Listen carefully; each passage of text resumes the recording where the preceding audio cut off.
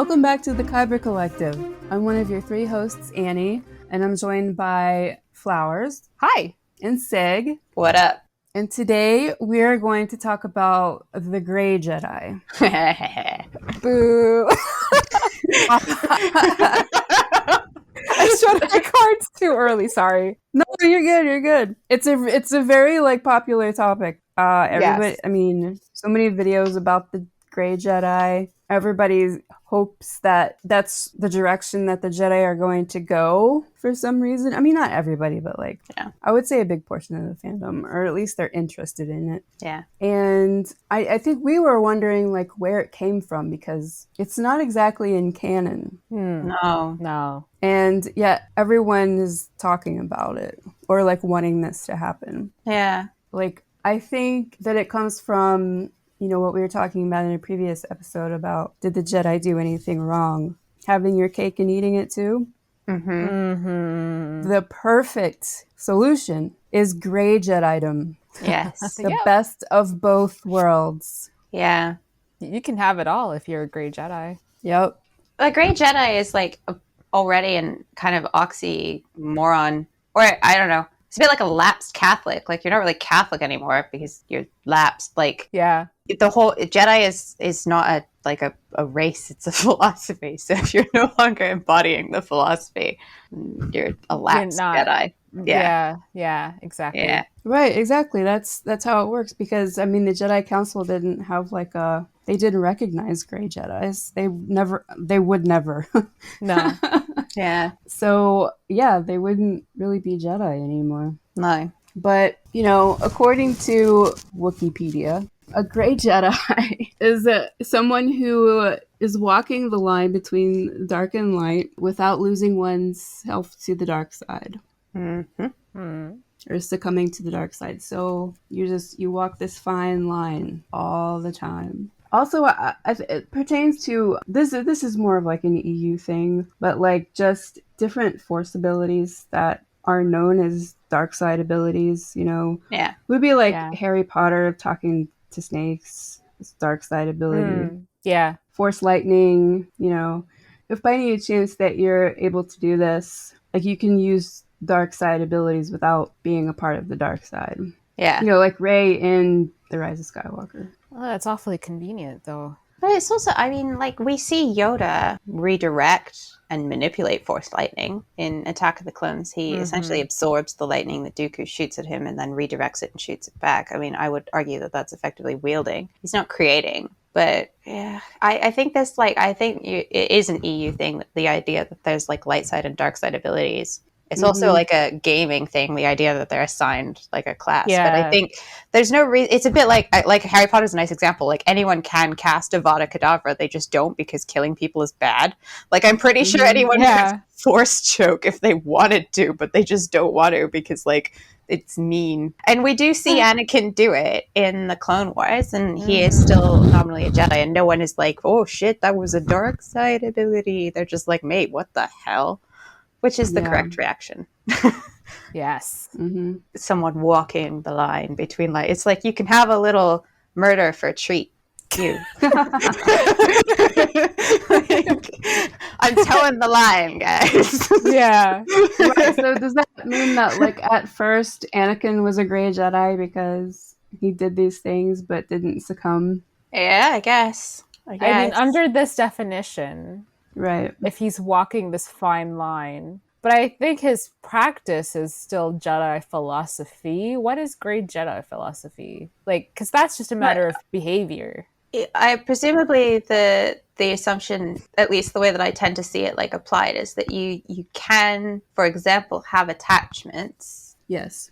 But you don't act in a way that's going to be negative. So the argument against attachments, for example, is if you are overly attached to someone, then you might try and save them at the expense of someone else's life, or try and do something to save them, kill a load of children, swear yourself to an evil dictator, and become one of the most hated men in the galaxy in order to save the life of someone that you love. Mm-hmm. So I guess the idea is that you can be attached and you can be love them, but also you wouldn't do that. But that's fundamentally based on a misunderstanding of the nature of attachment, because The problem is not that you love them, it's that you possess them. And I think once you cross that line into being possessive of somebody, then you're already kind of screwed. So I don't get it. Yeah, it doesn't make I don't I think the three of us are pretty firm in what we view the Force, the Jedi, like how they interpret it. Mm-hmm. So the Grey Jedi doesn't make a ton of sense to us, but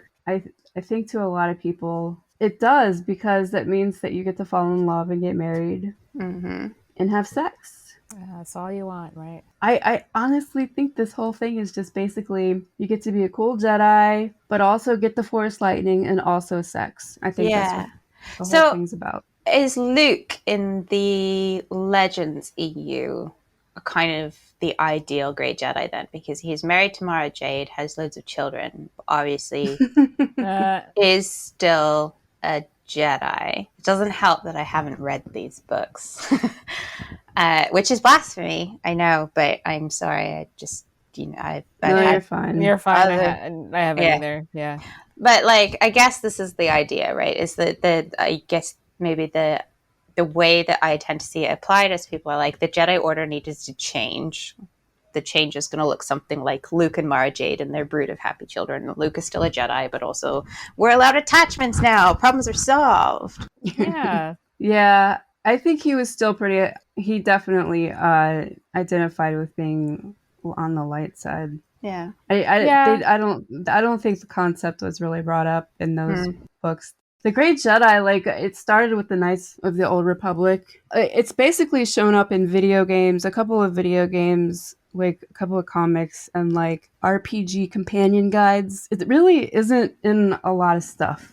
And yet people talk about the Grey Jedi all the time. Yeah, they really do. I understand why, because of the reasons listed beforehand, but it does go back to you don't have a fundamental understanding of these concepts, and that's why you think this is what's better. There's like a certain amount of irony in the constant. I think the Grey Jedi thing tends to be paired with this idea that the Order was too stuck and too rigid in its old beliefs and needed to change, which I always find really ironic, because the basic tenet of the Jedi Order is to not be attached to things. And that includes the present as it is. That change is inherent in Jedi philosophy, and acceptance of change is inherent in Jedi philosophy. Yes. And something about the argument that they should allow attachments because they wouldn't change makes me laugh, because it's just like really ass backwards. Like, you could argue maybe that they weren't responsive enough, or they didn't change in a way that was like helpful or meaningful, but like there's something so ironic and backwards about the fact that they need to add attachments in order to change that just makes me laugh. I know. I was thinking about, our last episode, and I was really thinking about the council. And, I've had my feelings about the council and Yoda in particular.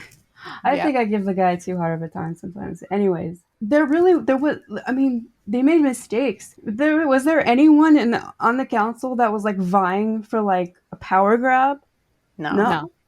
They were just like all just trying to work together in the war, and, they couldn't see, but I mean, none of them were like trying to be underhanded with each other, or like make some kind of a power grab, and to be a Grey Jedi and like, walking this line, you have this council. Okay, everything would be great if they were gray, right? You have this council of people who are incredibly powerful and basically tempting themselves all the time.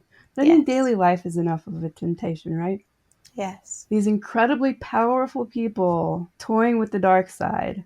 See, like, I've always thought of it as like doing small amounts of heroin, just not getting addicted. Yeah. Yeah, and then all of a sudden, there probably would be people trying to get power grabs. And and that's very in keeping with the way like Yoda describes it, because when Luke asks about it, he says the dark side is easy and Jedi discipline is hard. It is exactly that. It's the easy route, or the feel-good route. Like, I think actually, in some respects, a small little bit of heroin isn't an inept comparison, because life would be so much easier if you just gave up and you did what felt good and what you wanted. Yeah. And the constant pressure to avoid the temptation that's very clearly always there for them is the harder road. And it's hard to imagine, walking this line of like, sometimes I just do whatever I want and I try it out. I shoot some force lightning at some bad guys that I don't like. Mm-hmm. And it's like Gandalf taking the ring, right? Like he says to Frodo, like, I would use it from a desire to do good, and through me it would do great evil. Like, yes, don't pick up the ring. I also disagree with how they think the dark side of the Force actually influences a person. Like, if you're getting constantly that close to the dark side is inherently not something you can just... It's like Luke at the end of Return of the Jedi. It's such a conscious decision to make that decision. And then you're telling me that you can just tread this line and be like, I'm just going to sip on the dark side and like try to keep doing good. It's like the idea of balance being half good and half bad. That's what I'm getting from this. And like, you can be half good and half bad, and you're just in this middle distance right now. Taking this balance thing way too literally, like... Yeah. And I'm like, my question is, why? Like, why do I guess is it the cool powers and it's that you can bone? Is that it? That's it? Because like the thing with the Grey Jedi also is that they don't participate in things that are happening in the world, because that means choosing a side. Mm-hmm. So what are you doing, really? Yeah, I think maybe the dark side is equated with like passion and like hedonism and romantic sort of like view of it, when the dark side is really like isolation and, you know, greed. I was just gonna say, like at the KOTOR, where Knights of the Old Republic, where this whole Grey Jedi shebang started, has a really good example. It's actually one of my favorite quests in the game. So you go to the Sith school, basically, and you have to pretend to be an undercover Sith for a little bit. If you are an actual Sith, then you can just Sith it up. But if you're a Jedi, you'd be like an undercover Sith, and you do a bunch of missions. And there's this woman in the school, and she's been a Sith apprentice, and she's trying to move up through the world, and she's got this plan to overthrow the current Sith leader of the school. And you can help her. And when you do, she has this speech about, she's a Twi'lek, and she talks about how she came here originally because her people were being enslaved, and she was angry about it. And she grew up in horrific circumstances and realized she had these powers and wanted to do something about it. And she realizes now that for a really long time, she's forgotten about that entirely. And she hasn't thought about any of the people she left behind in a really long time, because the only thing she cared about was killing the guy who was in charge and becoming more powerful. Yeah. And she's like, I've amassed all of this power, but I've forgotten why. And all I care about now is getting more. And like KOTOR didn't, I mean, there are times where there are things that happen in the Knights of the Old Republic games that I don't love, but there are times where it, like, I think hits the nail on the head. And it's very weird to like do those missions and kind of walk out of there and have like a very like that your take is that life should be a video game metric, that you liked the fact that you had like some Sith abilities and some Jedi abilities when you built your character, because to be honest, some of the Sith abilities are super useful.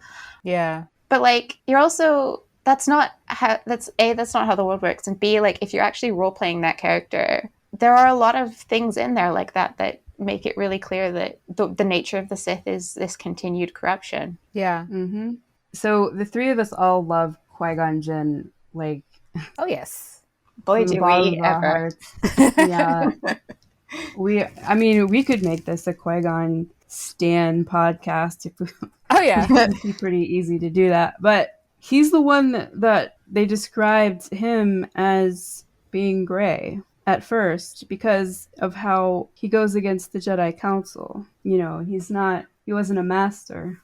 Not agreeing with council decisions doesn't mean that you're a Grey Jedi. It just means you didn't agree with the council's decisions. If you're saying that the Jedi Council are all Jedi, then that's not good. It's also canon that they invited him onto the council in order to benefit from his dissenting opinions. So specifically because they liked his perspective and they wanted him on the council. So that does not mean that he was a Grey Jedi. Right. I mean, he is very different than them. He is the guy that's like always talking about being present and your thoughts create your reality.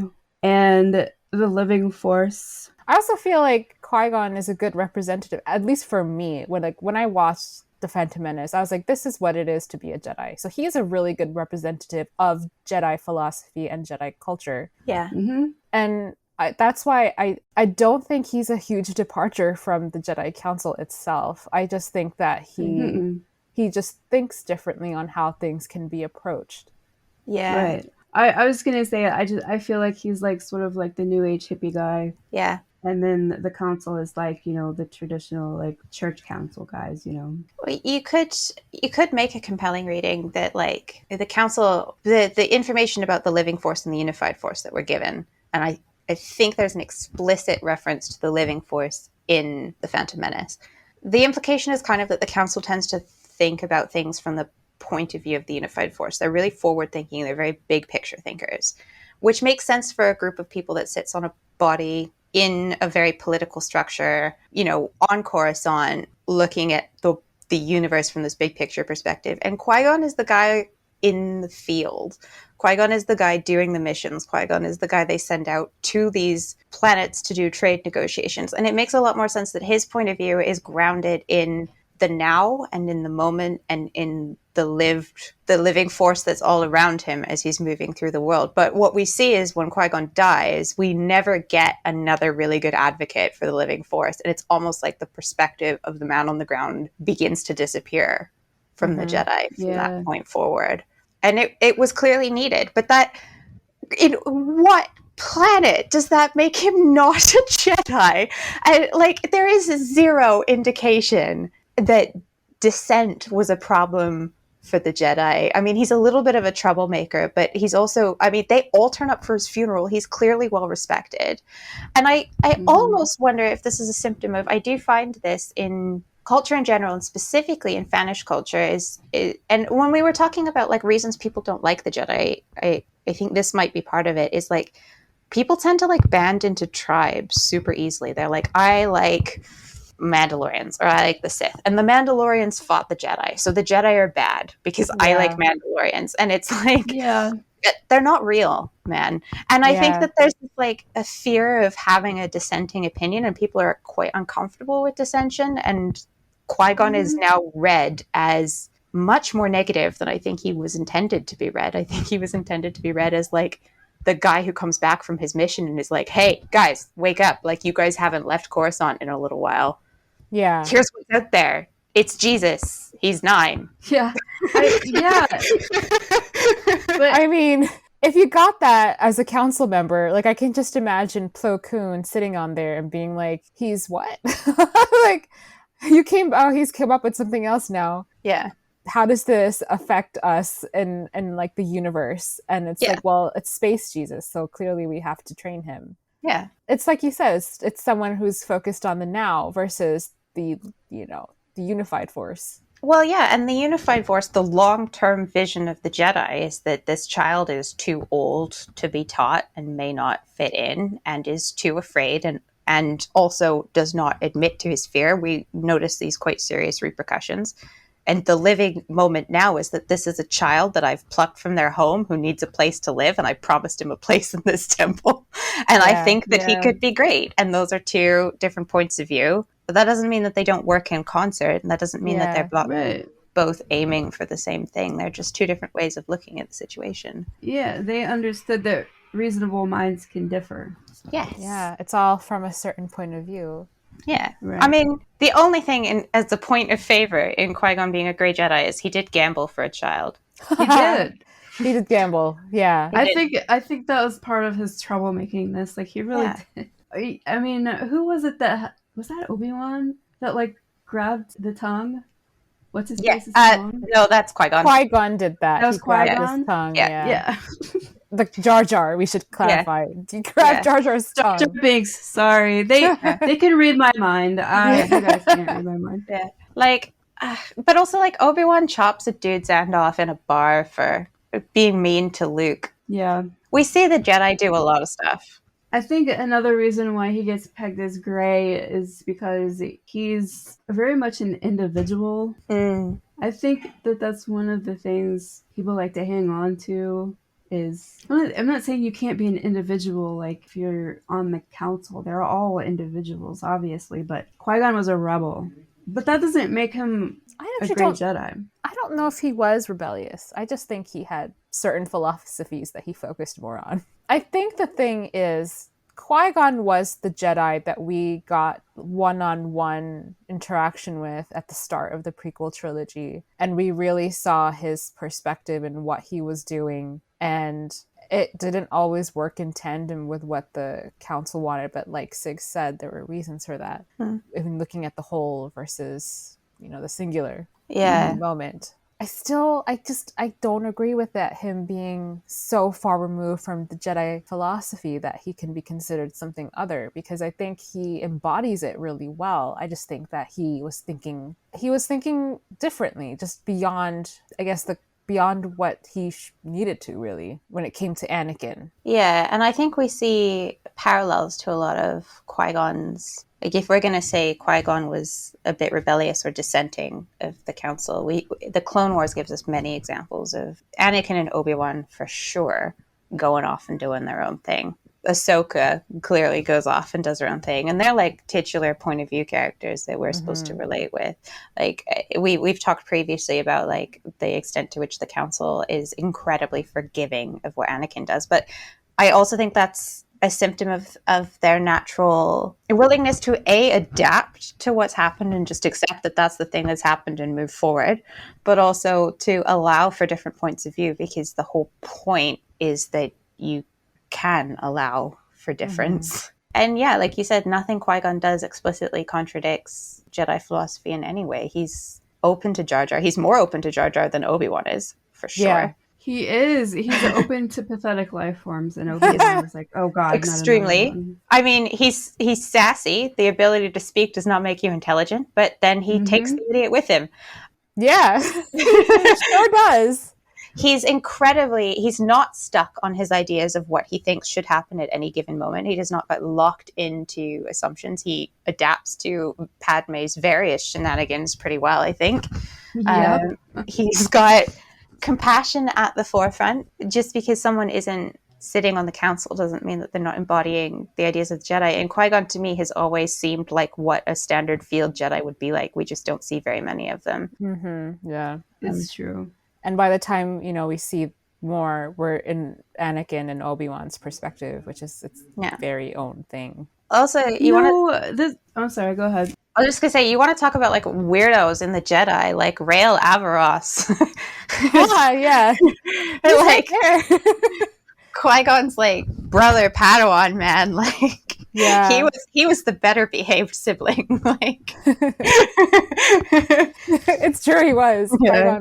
Qui-Gon just outraged at things that Rael was doing. Yeah, well, when in the Phantom Menace did he ever skirt the line? Did he ever did he ever dabble in the dark side? I can't remember in an instance. No, he doesn't dabble in the dark side. He, like Sig said, questionably gambled money for a child, but it's still within the confines of his philosophy. So there's no treading the dark side in any of his actions. Right. He actively works away from it. Like, he doesn't operate under fear, and he doesn't operate under assumption, and he goes with the Force guiding him and the judgment that he's learned to make. Yeah, that's so amazing. Like, that's because he knows that like fear would shape his reality if he's so great. He's so wise. I love him. Your focus determines your reality. That's just the most intelligent life lesson you can get.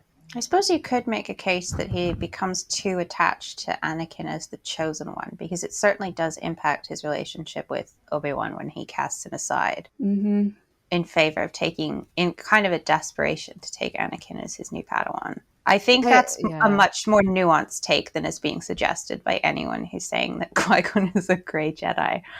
Yeah.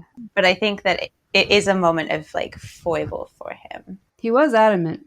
I think it was a mistake that he made, and I think it was probably good to include too, because not everyone makes correct decisions. And Qui-Gon was not an exception to that because he put a lot of belief into a prophecy. And even that is a lesson that you learn in the Clone Wars, that you can't rely on prophecy. And it's something you learn in Revenge of the Sith, that you can't believe in what a prophecy says. And, you know, to be what it is, because while, you know, we know what the prophecy turned out to be in the end. But I think Qui-Gon, I think he relied too much on a potential of something. And that clouded his, I don't want to say his judgment, but he gave too much importance to it because he'd never seen somebody with that much of a midichlorian count. Mm-hmm.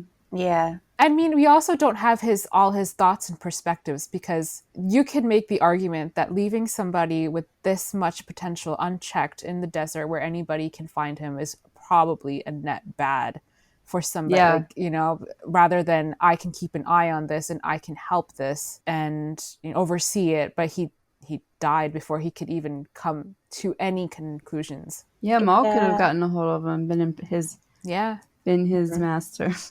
Exactly. I feel like that might not have gone so unnoticed, Anakin's existence. I also don't know if Anakin's abilities would have faded, because Luke clearly was just as good a Jedi at 18 as Anakin was. I mean, they're pretty explicit at times, I think, about the fact that, like, if you choose not to train a Force sensitive, then they're just essentially like a slightly gifted person, which is why the argument that, like, Han has the Force is really viable, because, like, he doesn't levitate anything, but he's a really good shot, and that seems to be what the Force looks like amongst someone who isn't trained in any way. Mm-hmm.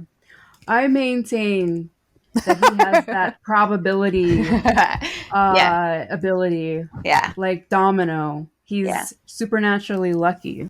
Yeah. Yeah. So, like, Anakin might have remained, but it's almost like once you know what he is. I feel mean comparing Anakin to the One Ring, but I kind of think, like, you don't want to have the One Ring, but, like, you can't exactly leave it, because if somebody else gets it, it could be worse. Like, exactly. Like, what do you do with this? Like, he's just a problem. It's a potential thing that I'm sure Qui-Gon thought about, because, I could not pursue this, but what would happen if I didn't? And that's something of him thinking in the long term. Yeah. There are a lot of people who heavily criticized both the Jedi and Qui-Gon for the fact both that slavery still exists on Tatooine, but also that Shmi is left behind. Yeah, that is something that you hear a lot. Yeah, and I appreciate that. I'm uncomfortable with the idea that we just left Shmi a slave. I think the implication is that, like, she had a happy life with Cliegg Lars, but I've got to say, the idea of a man buying her out of slavery and then her marrying him has never sat particularly well with me. I don't love Same. it. Yeah, it's really creepy to me. It is quite creepy. And I think that you can make a case that, like, maybe Qui-Gon was, like, quite tunnel visioned about Anakin once he'd seen him and once he pegged him for what he was. I feel like we're getting slightly off topic, but at no point were any of the Jedi meant to be infallible, but that does not make them not Jedi, I think, is, if I'm circling this back to Grey Jedi, infallibility has never been a requirement of the Jedi Order, and not being infallible does not mean that you are no longer a Jedi or that you're treading the path of the dark. Or that that this whole concept needs to exist in the first place. It's true. But we don't know what he would have done. No. He might have made it a point to go back and free her. Who knows? Yes, exactly. So I think if I infer from his action, the fact that he did try to include her in the deal with Watto indicates to me that he had intentions of freeing her. He literally did not have the ability to at the time, because what happened next, he went back to he went back to Coruscant, had to get some shit done, and then immediately dies on Naboo. So, like, there was no time for him to pursue anything else. Yeah.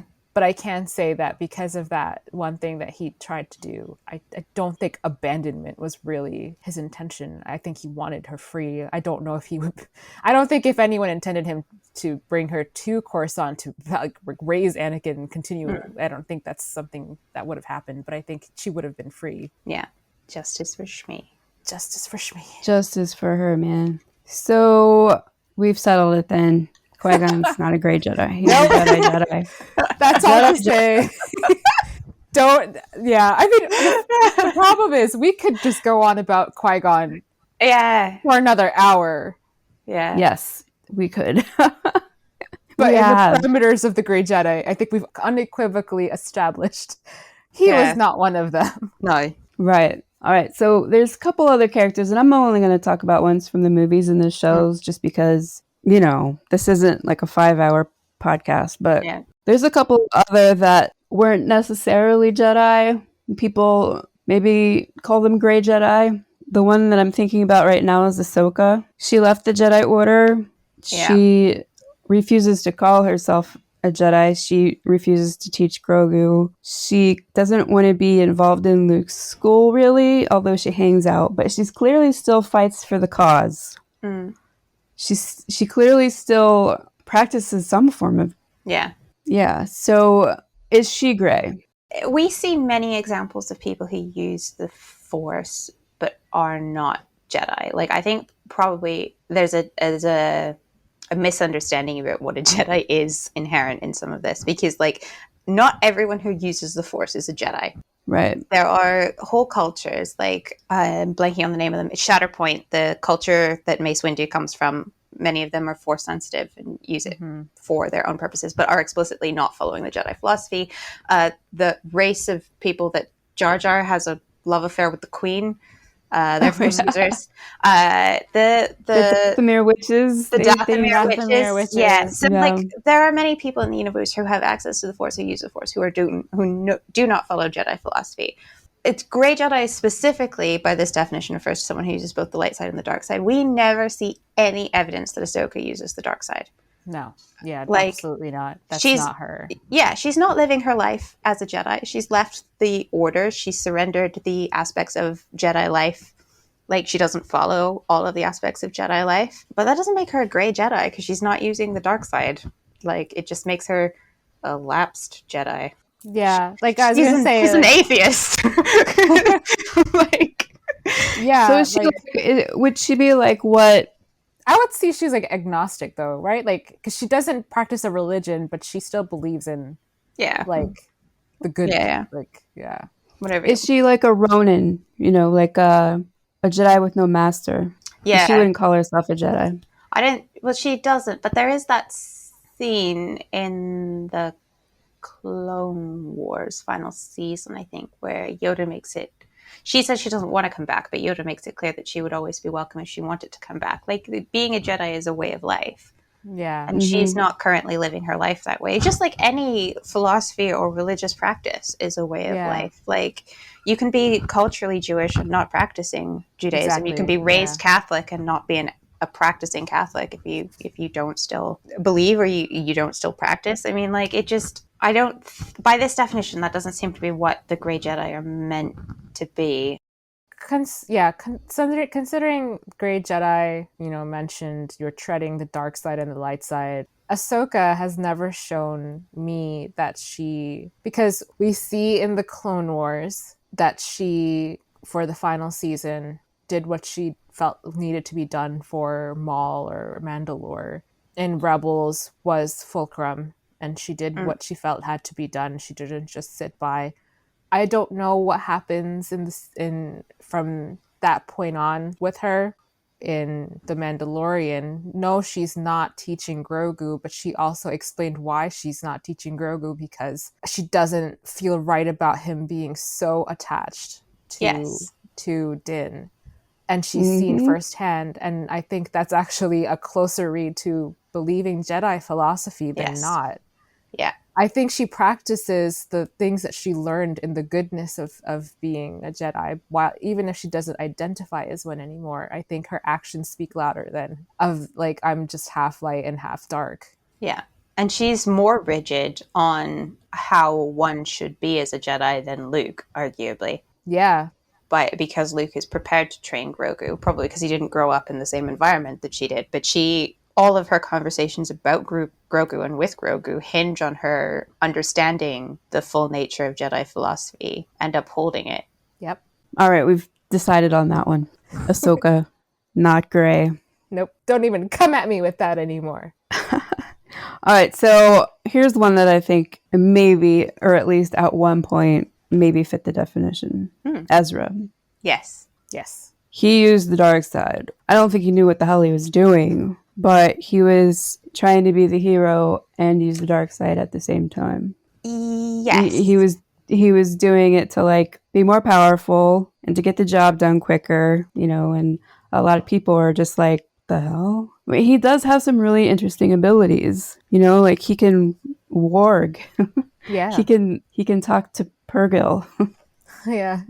I think in the moments that Ezra is flirting with the dark side, like when he's opening the holocron and when he and Maul are having their secret, whatever the hell is going on between them, I think he does fit the definition. But in the end, I don't think it's true now necessarily to say that Ezra is a Grey Jedi. I think in that time he was.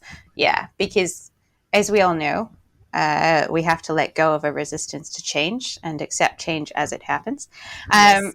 And if we accept Vader was a Jedi, or Vader was redeemed, became Anakin as he died, then we also have to accept that Ezra made a decision to be a Jedi and no longer flirts with the dark side. Yeah. But I do think that's probably about the closest we come, and was one of the most interesting arcs in Rebels. It was. I agree. That was a good one.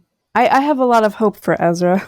Yeah. I can't wait to see him in live action. Yeah. Oh, yeah. I want to know who's going to play him. I want to know when this show is coming out. I'm excited for Ezra Bridger. I finally get it. I get it now, having seen the show. Yeah. He grew on me. He did. Yeah. He grows on you. Yeah, at first you're like, oh my god, this annoying Brett. Yeah. And then in the end, you're really cheering for the guy. I miss him. It's so silly. I miss his antics. Yeah, antics. That's definitely the word for him. Yeah. Him and Chopper. I love Chopper so much. Okay, so I'm not sure if I ever fully understood this next one. He's not a Jedi, but he's the only one that admitted to being both, is Bendu. I'm never really 100% on what he was exactly. But he uses both the light side and the dark side. And the last we saw him, he was beating Thrawn up pretty bad. But it was Kanan. Kanan was the one that weaponized him, really. Yeah, I don't know if we can count force-sensitive entities. Like, is the father from Mortis a Grey Jedi? No, because he's not a Jedi. Yeah, I think they're force entity is a good way to describe it. It's someone with force ability, but it's not a Jedi. Yeah, it comes back to my argument about Jedi specifically being a way of life and a philosophy. That the problem is that the term Grey Jedi is an oxymoron. It's like jumbo shrimp. It is definitely. Can a human be like Bendu, do you think? Being both light and dark like that?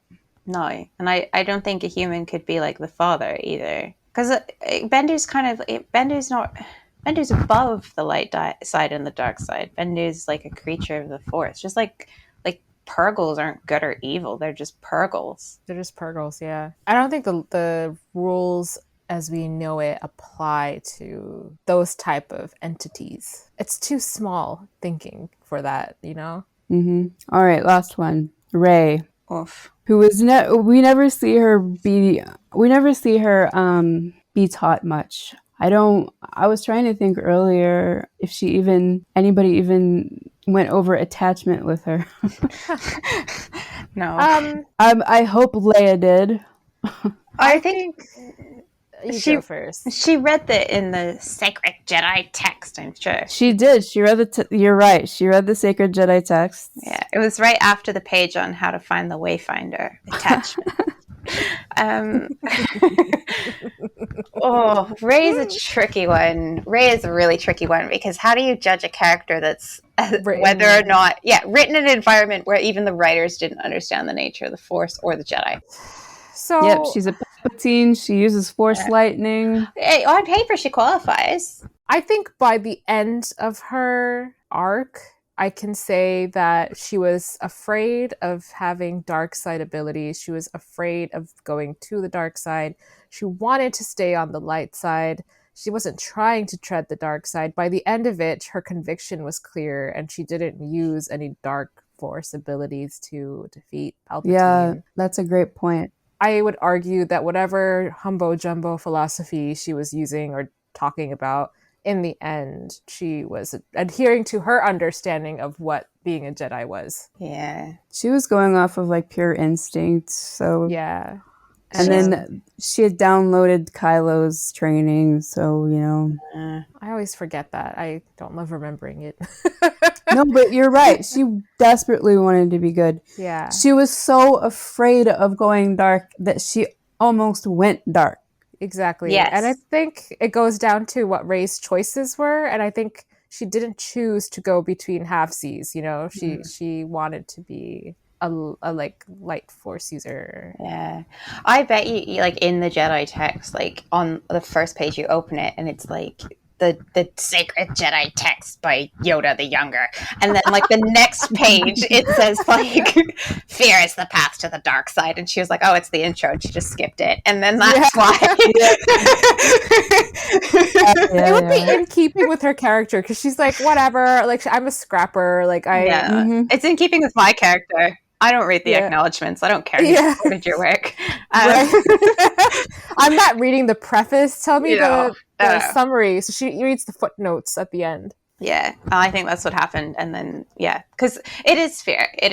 She's unable to let go of fear until Luke gives her a pep talk and raises the everything happens so fast in those films. Yeah. Even him in that lesson he gave her, you know, he was explaining the Force to her. He sort of like gave the Obi-Wan speech, but then also revised it. Yeah. But then in the end, he was like, and the Force doesn't belong to the Jedi. Yeah. But it's like, duh.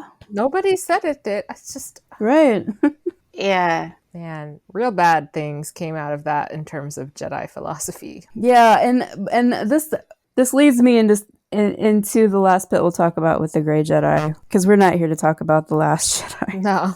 We already did that. Yeah. The Grey Jedi, you're right. All of the notion of the Grey Jedi, I hope that it doesn't end up in there, because the Lucasfilm story group, you know, the official keepers of the world, they try to uphold the concept of George Lucas's vision of Star Wars. And they say that the idea of being a Grey Jedi is contradictory, because it contradicts with the principles of the Force as established by Lucas, because the dark side corrupts. Yes. Yeah, absolutely. They always have to work with a director or writers to make sure that everything's consistent across the Star Wars universe, but they also to try to take artistic vision into consideration, which I guess is what happened with The Last Jedi. I was gonna say, whose job was it in The Last Jedi, and what's their mailing address? Right. Oh, Pablo. You can call it Pablo. I will. I often call it Pablo. Excuse me, mate. I just have one more question. But yeah, you can't use tiny bits of the dark side of the Force. Yeah. Because it corrupts. Well, that's what I was trying to say earlier, but not as articulately as you just put. But that's exactly the thing. That's not how the dark side of the Force works. You can't just selectively dip your toes in that pool and be like, all right, I think I'm good for now. Yeah. It's corrupting. It drags you down. It's consuming. It's inescapable once you're in it, unless you really try to get out of it. You're trying to tell me that you've somehow created someone who can gently tread both sides? Like, it's a fundamental misunderstanding of how the dark side of the Force works. Mm-hmm. Thank you for coming to my flowers talk. Yeah, I mean, I think that we've definitely come to the conclusion, and everybody can stop talking about it now. If everyone stopped talking about Grey Jedi, I would be so happy. Oh, God. No, we explained it to you, see? Yeah. Being a Jedi is about making choices. You can't have your cake and eat it too, man. Also applicable to life. Very much so. Yeah. All right, you guys ready for a lightning round? Yes. I'm so ready. I hope this makes sense. I had this wild idea when I was talking about the Grey Jedi, and you mentioned Gandalf earlier, which made me think the Jedi in the movies, the characters, so you could, use anyone. Who would be like the Lord of the Rings wizard, right? Saruman the White, Gandalf the Grey, Radagast the Brown. Who would be the brown in the Jedi? Who would be the gray? So the Gandalf of the world, Qui-Gon, strikes me as filling that role, but you could also make a case for Obi-Wan. Both of them are kind of mentor figures and wanderers. Obi-Wan certainly winds up a settled desert hermit mentor figure, which I think fits the bill pretty closely. Mm-hmm. The head of the order, but then Saruman falls also, right? Like Saruman looks too deeply, and it's ironic because of course Christopher Lee is in these films, and Dooku does spring to mind.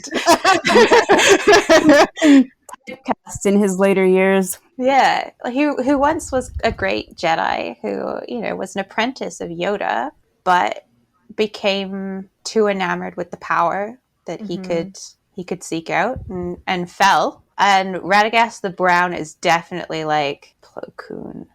I was thinking Plo Koon too. Like Plo Koon would be solid. He's just nice, Brown. Man. Like he's just nice. Like just nice. Chill out. Like books Radagast. Film Radagast was too high to be Plo Koon. Yeah. There's also like blue, right? There's like blue wizards or something. There's blue. Yes.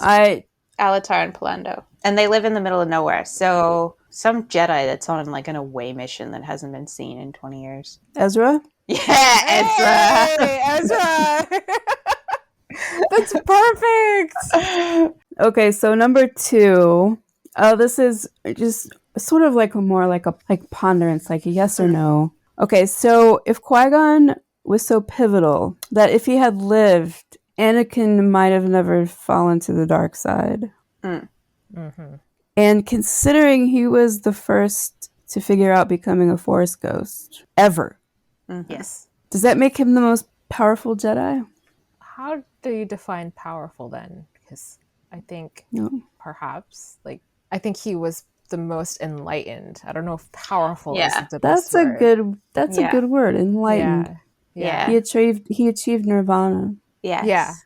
Yeah, I think his point of view put him so in touch with the true nature of the Force that's what facilitated his transition to the first Force ghost. Yeah. Which is a form of power, I guess. But yeah, not the most powerful Jedi, I don't think. I would really love if Star Wars would do a what if episode, just borrow from Marvel once and do a what if Qui-Gon had lived. Please. Yeah. Who do I have to call? Call Kathleen Kennedy. Listen, I have an idea. Mm-hmm. I'll even write you a script. I'll be my own consultant about the Star Wars lore. That's cool. All right, here's an easy one, but it's fun. Who's your favorite new character from the Disney Plus shows, and why? I guess I really enjoyed, what's her name? Ming-Na Wen's character. Fennec Shand. I always forget her name. Fennec Shand. I think once I saw her in Book of Boba Fett and her her banter with Boba, I was like, this is really enjoyable. I think she might be my favorite addition. Yeah, I had 2, but they've been ruined for 2 very different reasons. I really liked Cara Dune, but enough said. Yeah. And I was going to say Pele, but then I remembered that she fucks Jawas. And I was like, no. That was... You know what? You know what? No. I was going to say Tala, but she's already dead, so... Yeah. Like that. There are so many that I've come to appreciate significantly more, but they're not new. So... Kumail Nanjiani's character, I enjoyed in... He was adorable. I don't remember his character name, though. I can't remember either. I have a worryingly bad memory. It's been a long couple months. We can't remember anybody. And yet we're running a podcast. Mm-hmm. One-stop shop information source on Star Wars facts. Yeah, I'm going to go with Pele despite the Jawa fucking, because Fennec has already been taken. I have loads of friends with terrible taste in men. I understand. There you go. I never would have thought of them as furry, quite honestly. I think that was actually more off-putting to me than the fact that it was a Jawa. Yeah. They're small and furry. They're on my shit list. Haja. There you go. Yeah, he was good. Does Brea Organa count? Because she has lines. Sure, yeah. I mean, she's new. Yeah. She's a new Brea. Yeah. I liked Little Leia. I know Leia's established, but she was one of my games. Yeah. Yeah. She was adorable. Mine is Cobb Oh, Fans. yeah. Cobb really? I would have said you were going to pick the Grand Inquisitor. But he's not new. I love Rebels, him too. Yeah, but if you Rebels look, pre-Disney. that's true. But like if you know, like with Yeah, Leia. yeah. He was good though. Yeah. I love Timothy Oliphant. And I love how he plays the sheriff in everything he's in, basically. He was really good. Yeah. Yeah, Cobb Vanth is pretty cool. He just took a whole box of spice and knocked it into the sand, just dumped it right out. I was like, you go. Yeah. I was so happy when they showed him at the end of the Book of Boba Fett, like in the tank. I was like, oh my God, thank God. Yeah, he's like, there's hope yet. Yeah. Somebody get this man his own armor. He deserves it. Yeah. I know. All right, that does it for that episode. Yay! Thanks for being here with us, guys. I hope what we were talking about wasn't too, I hope we at least made sense, People don't have to agree with us, but we tried to make a good case for what we believe. Yeah. I think we do a pretty good job. Yeah. I think we have a fine balance of thoughtful criticism and not letting our emotions cloud us when we make our judgments. Yeah, I think to back up our arguments. I back up my arguments, but I have enough salt to be Lot's wife. Like, I just... But I also am very open to people disagreeing with me because that's always acceptable because it's a free country, man. Do what you want. Yes, we're like the Jedi Council in that respect. Exactly. And if you like Star Wars enough to have an opinion on this, we already have quite a lot in common. So there's no reason for us not to be friends. Definitely. Yeah. She gave a little thumbs up for our listeners. Yeah. Thumbs up for friends. Friends are great. Thanks for tuning into the Kyber Collective, guys. If you like what you heard, please give us a like. And if you've got something to say, drop us a comment below. Both of these help make us easier to find for other fans and are the best way you can support our work. If you'd like to keep up to date with our episodes, you can subscribe and you can always talk to us on Twitter at Kyber Collective. We'll be back with another episode in 2 weeks. And until then, remember, the crystal is the heart of the blade. The heart is the crystal of the Jedi. The Jedi is the crystal of the Force. The Force is the blade of the heart. All are intertwined. The crystal, the blade, the Jedi, you are one.